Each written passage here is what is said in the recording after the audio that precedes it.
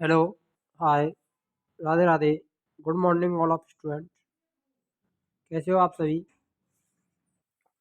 मेरे प्यारे विद्यार्थियों, हमारी इंडियन हिस्ट्री के अंतर्गत जो क्लासेस चल रही हैं उसमें हमने दक्षिण भारत के राजवंशों को कवर कर लिया है। अब शुरुआत करते हैं सीमावर्ती राजवंशों का अभ्युदय, यानी भारत में सीमावर्ती राज्यों का राजवंश थे उनका अभ्युदय किस प्रकार से हुआ, उनको आज इस वीडियो में कराने जा रहे हैं। तो देखिए, क्लास शुरू करते हैं। पहले पढ़ेंगे हम पाल वंश को। किसको पढ़ेंगे? पाल वंश। तो पाल वंश की बात करें तो पाल वंश का संस्थापक गोपाल 750 ईस्वी। पाल वंश की स्थापना किसने की थी? गोपाल ने की थी, जो 750 ईस्वी में की थी। और उसने 750 से 770 ईस्वी तक शासन किया था। कितने ईस्वी तक शासन किया था? 770 तक। 750 ईस्वी में पाल वंश की स्थापना की थी। इस वंश की राजधानी की बात करें तो राजधानी मुंगेर। राजधानी क्या थी? मुंगेर थी। राजधानी क्या थी इस वंश की? मुंगेर को राजधानी बनाया गया था गोपाल ने। गोपाल बौद्ध धर्म का अनुयायी था।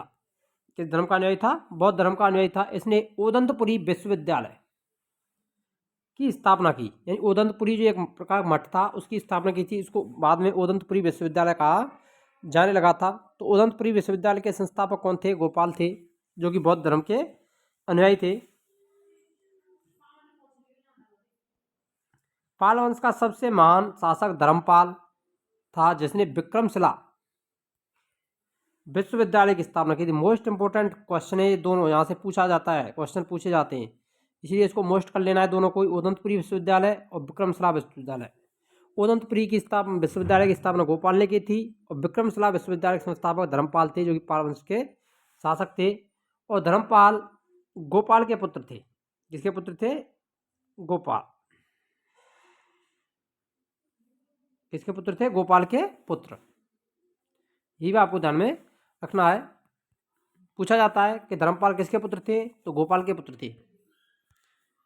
आगे देखिए, कन्नौज के लिए त्रिपक्षीय संघर्ष, यानी कन्नौज उस समय जो एक प्रसिद्ध क्षेत्र था उसके लिए त्रिपक्षीय संघर्ष आरंभ हुआ था, जिनमें पाल वंश, गुर्जर प्रत्यार वंश और राष्ट्रकूट वंश, इन तीनों के मध्य में 100 वर्षीय, कितने वर्ष तक चला था ये त्रिपक्षीय संघर्ष? 100 वर्ष तक त्रिपक्षीय संघर्ष चला था।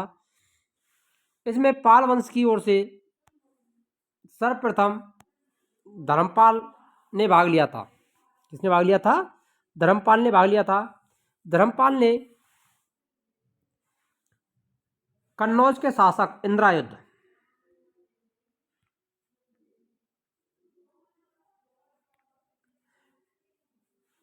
ध्यान में रखना, कन्नौज के शासक इंद्रायुध को धर्मपाल ने पराजित किया था और वहां पर चक्रायुध को कन्नौज की गद्दी पर बैठा दिया था। ध्यान रखना, पराजित किसको किया था? इंद्रायुध को। और चक्रायुध को, इंद्रायुध को पराजित करके कन्नौज की गद्दी पर बैठाया था। किसने? धर्मपाल ने। आगे देखिए, 11वीं सदी के गुजराती कवि सोड्डल, कौन से कवि थे? सोड्डल ने धर्मपाल को उत्तरापद स्वामी की उपाधि प्रदान की थी। धर्मपाल को उत्तरापद स्वामी की उपाधि किसने दी थी? सोड्डल ने दी थी। किसने दी थी? सोड्डल कवि थे, जो कि कहाँ के थे? गुजरात के कवि थे। धर्मपाल को नागभट्ट द्वितीय और राष्ट्रकूट नरेश ध्रुव ने पराजित किया था। यह भी आपको ध्यान में रखना है, मोस्ट इंपोर्टेंट है। धर्मपाल को पराजित करने वाले कौन थे? नागभट्ट।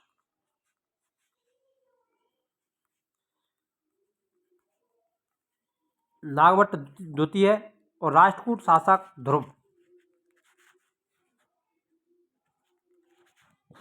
ने धर्मपाल को पराजित किया था। ओदंतपुरी विश्वविद्यालय, जो कि बिहार के प्रसिद्ध बौद्ध मठ का निर्माण देवपाल ने करवाया था। किसने करवाया था? देवपाल ने करवाया था।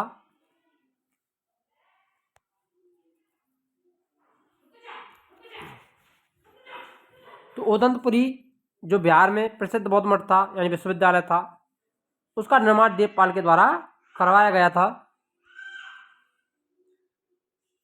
और देवपाल की बात करें तो देवपाल किसके पुत्र थे? धर्मपाल के पुत्र।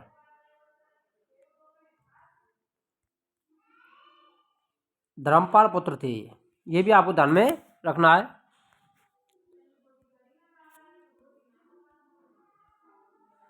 जावा के शैलेंद्र वंशी शासक बालपुत्र देव के अनुरोध पर देवपाल ने उसे नालंदा में एक बौद्ध विहार बनाने के लिए 5 गांव दान में दिए थे। कितने गांव दान में दिए थे? 5 गांव दान में दिए गए थे। गौड़ रीति नामक साहित्य विद्या का विकास पाल शासकों के समय ही हुआ था। और धर्मपाल ने भी नालंदा विश्वविद्यालय के खर्च हेतु 200 गांव दान में दिए थे। ये भी आपको ध्यान में रखना है। नालंदा विश्वविद्यालय के खर्च हेतु 200 गांव दान दिए गए थे। किसके द्वारा? धर्मपाल के द्वारा। ये भी आपको ध्यान में रखना है, मोस्ट इंपोर्टेंट क्वेश्चन है ये। धर्मपाल का पुत्र देवपाल था। कौन था? देवपाल। ये हमने अभी बता ही दिया है। अब बात करते हैं आगे। पाल शासक बौद्ध धर्म के रहते हैं। जितने भी पाल शासक हुए उन्होंने किस धर्म को अपनाया था? बौद्ध धर्म को अपनाया था। कौन सा धर्म अपनाया था? बौद्ध धर्म।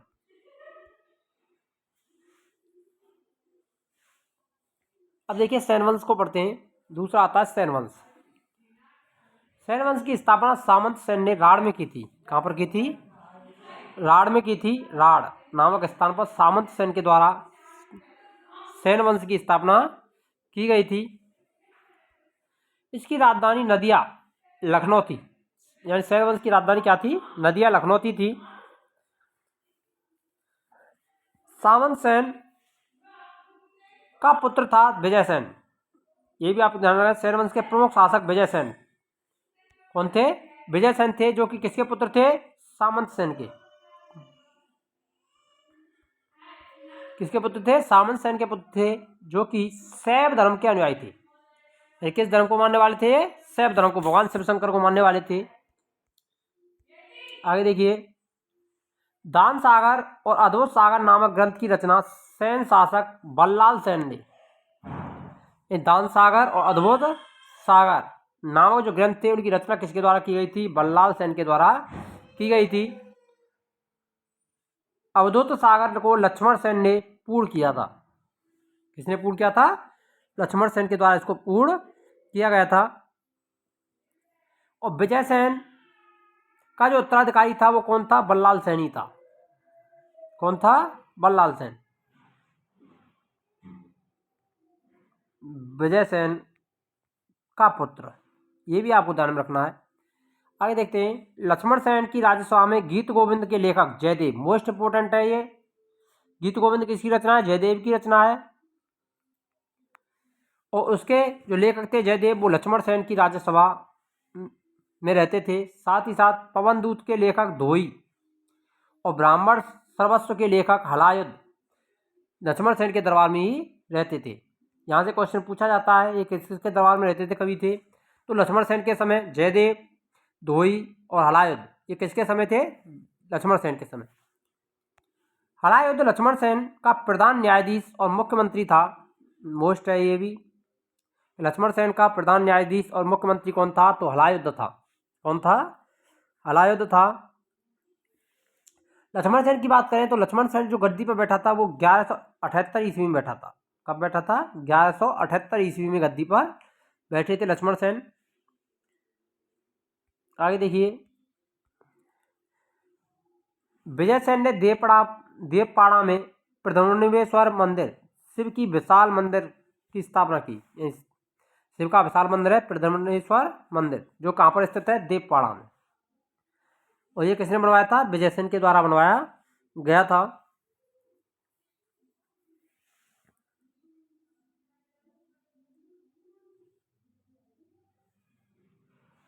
सेन वंश राजवंश प्रथम राजवंश था जिसने अपना अभिलेख सर्वप्रथम हिंदी में उत्कीर्ण करवाया। मोस्ट इंपोर्टेंट, ध्यान में रखना।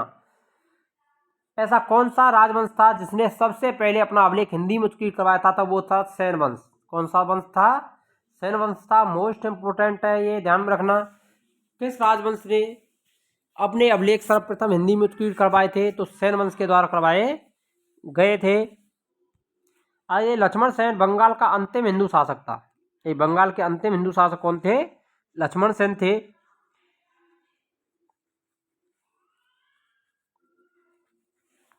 विजय सेन की भी बात करते हैं। इसने 2 राजधानियां बनाई थी अपनी। विजय सेन ने 2 राजधानी बनाई थी, विजयपुरी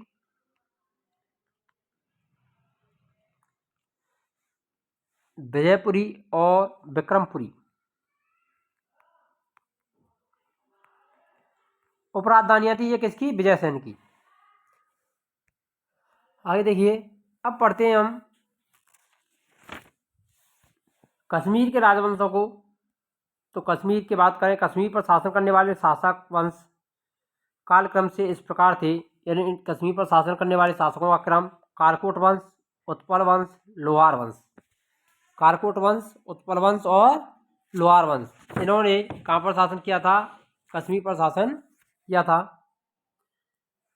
627 ईस्वी में दुर्लभवर्धन नामक व्यक्ति ने कश्मीर में कारकोट वंश, हिंदू वंश की स्थापना की थी। मोस्ट है ये कि कश्मीर में कारकोट वंश की स्थापना किसने की थी? दुर्लभवर्धन ने की थी 627 ईस्वी में।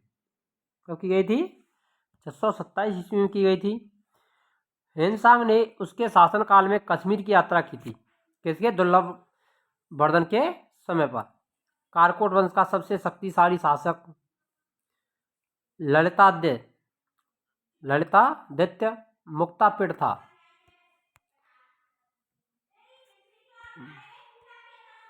कश्मीर का मार्तंड मंदिर का निर्माण ललितादित्य मुक्तापिड़ के द्वारा करवाया गया था।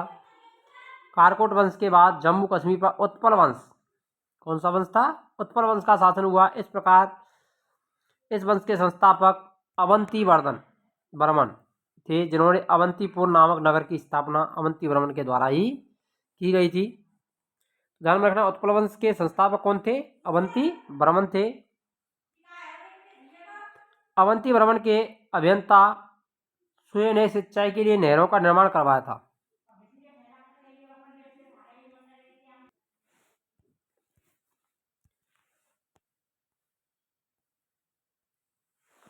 उन्नीस 1980 ईस्वी में उत्पल वंश की रानी दिद्दा, जो कि एक प्रसिद्ध महारानी थी, ये भी ध्यान रखना, जम्मू कश्मीर की रानी दिद्दा का संबंध कहाँ से था?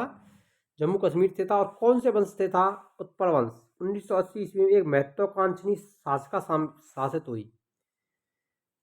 कौन थी? रानी दिद्दा का संबंध कहाँ से था? जम्मू कश्मीर से। ये क्वेश्चन कई बार पूछा गया सीटेट में, रीट में कई बार रिपीट हो चुका है ये क्वेश्चन। रानी दिद्दा कहाँ की महारानी थी? तो ये थी जम्मू कश्मीर की, जो कि उत्पल वंश के शासिका थी। उत्पल वंश के बाद कश्मीर पर लोहार वंश का शासन हुआ। लोहार वंश का संस्थापक संग्राम राज, कौन था? संग्राम राज था। संग्राम राज के बाद अनंत राजा हुए। इसकी पत्नी सूर्यमती ने प्रशासन को सुधारने में उसकी सहायता भी की थी। कोकट वंश, उत्पल वंश, लोहार वंश, इस प्रकार जम्मू कश्मीर में शासन करने वाले वंश थे। आगे देखिए, लोहार वंश का शासक हर्ष विद्वान, कवि और कई भाषाओं का ज्ञाता भी था। कल्लड़ हर्ष का आश्रित कवि था। मोस्ट इंपोर्टेंट है ये। हर्ष के आश्रित कवि कौन थे? कल्लड़, जिन्होंने राजतरंगिणी की रचना की थी। ये भी आपको ध्यान रखना है, कल्लड़ ने। जय सिंह लोहार वंश का अंतिम शासक था, जिसने 1128 से 1155 ईस्वी तक शासन किया। जय सिंह के शासन के साथ ही कल्लड़ की राजतरंगिणी का वितरण समाप्त हो गया। ये कल्लड़ द्वारा जो रचित राजतरंगिणी नाम पुस्तक थी, उसका वितरण समाप्त हो जाता है। किसके साथ? जय सिंह के शासन के साथ में। अब आता है कामरूप का बर्मन वंश। 4वीं शताब्दी के मध्य में कामरूप में बर्मन वंश का उदय हुआ। इसकी वंश की प्रतिष्ठा संस्थापक पुष्य बर्मन था। इसकी राजधानी प्रयाग ज्योतिष नामक स्थान पर थी। कालांतर में कामरूप पाल साम्राज्य का एक अंग बन गया। अगर वीडियो को आपने लाइक नहीं किया तो वीडियो को लाइक करें, शेयर करें और चैनल को सब्सक्राइब अवश्य करें। मिलते हैं नेक्स्ट वीडियो में, तब तक के लिए जय हिंद, राधे राधे, जय श्री कृष्णा।